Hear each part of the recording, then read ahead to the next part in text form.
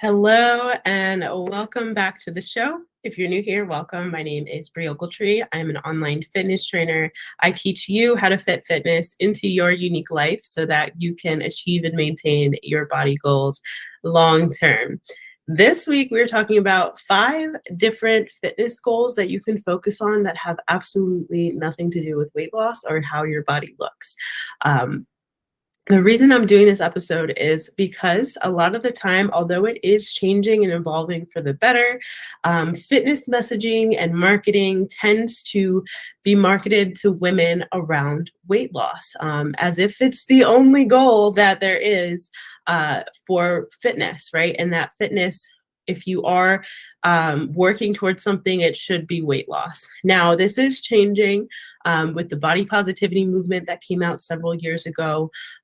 We are seeing more representation in terms of body sizes when it comes to fitness, and different fitness companies advertising and marketing different products and services, but we still have a long way to go. And this episode is really just to hopefully give you some ideas on some fitness related goals that you can focus on that have nothing to do with what your body looks like or the number on the scale. So hopefully it's helpful for you.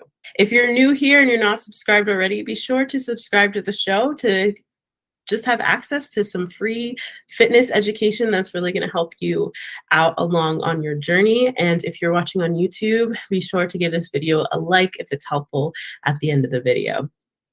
All right, so let's get into it. So 5 fitness goals that you can focus on that have nothing to do with weight loss or fat loss. Number 1 is going to be getting your first pull-up and or sit-up. So you can focus on one or the other. You could focus on both.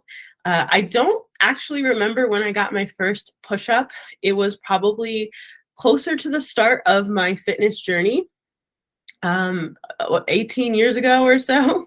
But I do remember getting my first pull-up because by that point I was already in a gym. I was working on a program. So I was doing a program and I was actively training towards getting my first pull-up.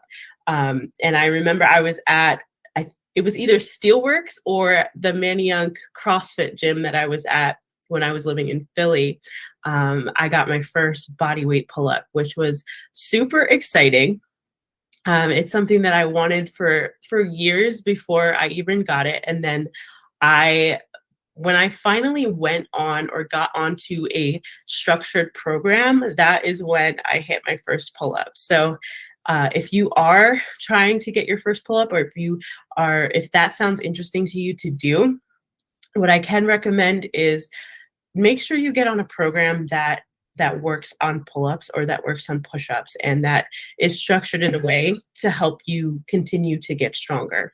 So that is number 1. Number 2 is to get a 300-pound deadlift or a insert poundage deadlift here, or to work towards a higher 1 rep max in your deadlift or any type of lift, right? Getting stronger is always empowering. And again, when you're on a structured program, something that works towards that end goal, it's much more likely to happen. So if that sounds enticing to you, getting stronger in a certain lift, I encourage you to work towards that type of goal. I remember when I got my first 300-pound deadlift. Again, I was on a structured program and I was so ecstatic when I got it. I had been lifting for years, right? So it just recently happened in the last couple of years or so. I believe it was 2021 is when I got my first 300-pound deadlift. Again, I had been lifting for a while, so that was on my radar. It was definitely something that I was working towards. So yeah, getting stronger is always an amazing goal to work towards. Just make it a little bit more specific. Pick a lift. If you like deadlifting, pick deadlifting and work towards that next higher weight or work towards that 1 rep max. Number 3 is going to be running a race. So you could run a 5K if you're just getting started with running. You can run a half marathon if you've been at it for a while, or you can go hard or go home and go for a full marathon. If you have been listening to me for a while or been following me for a while, you know I am not a runner. So this is not a goal I would personally choose, but I know there are runners out there. I know there are women out there who do love to run. So this can be something that you can work towards as well. Again, with any goal, there should be some type of structured programming in order to help you train up for a race like a 5K or a half marathon. But again, this is something that you can train for and then go in with a ton of success. Number 4 is going to be entering some type of competition or some type of fitness competition.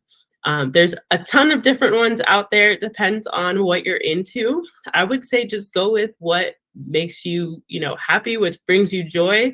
There's CrossFit competitions. There's different obstacle race type competitions like the Savage Race or Tough Mudder, which is that long 10-mile race with obstacles. There is weightlifting competitions, so snatch and clean and jerk. There are powerlifting competitions, right? Where you lift in the bench, squat, and deadlift and lift as much as you can. There's so many different types of fitness competitions out there. So whatever you enjoy, whatever you like, I would say try and find something in that realm. And then again, train for it, right? So you want to be on a regimen, you want to be on a program that's going to help you succeed at that competition. And then the last one, number 5, the last goal that I have for you or suggestion that I have for you is just training for a recreational sport, right? I know some of you love to play sports like flag football or maybe soccer or maybe softball/baseball. Training for that specific sport and to be a part of a team and play on that recreational team. That sounds fun to me. I haven't done any recreational sports, but the idea of training for a team sport and then like with the camaraderie and stuff, I did play sports in high school and I love to play. So I played field hockey and lacrosse. I loved being part of a team and working together towards a common goal. So if you love sports and you're looking for an activity on the weekend that's active, I highly recommend getting into some type of recreational sport on a team and then training for that. Now that training can look like going to practice. It could also look like doing a couple strength training sessions or conditioning sessions throughout the week to make sure that you are coordinated, fit, and have the endurance to play the sport, depending on what it is. But yeah, that's another goal that you could work towards as well. Okay, so that is it for this week. Super quick, the messaging is that fitness is so much more than weight loss. It's so much more than what your body looks like. It is a tool that you can use not only for your physical health, but for your mental health as well. It can bring you more joy, make you feel more empowered, bring you more confidence. It's done all of these things for me over the years, other than just weight loss, right? There's so much that you can gain from incorporating fitness into your everyday life. I think the key is to just find something that brings you joy, that you enjoy doing, or at the very least brings you joy from whatever benefit you get from consistently working on your fitness and your physical health. So hopefully that was helpful this week. Again, be sure to subscribe if you would like to hear more episodes like this. I do my best to have an episode on a weekly basis, and definitely share the show with a friend if you know someone who is also looking for some free fitness education.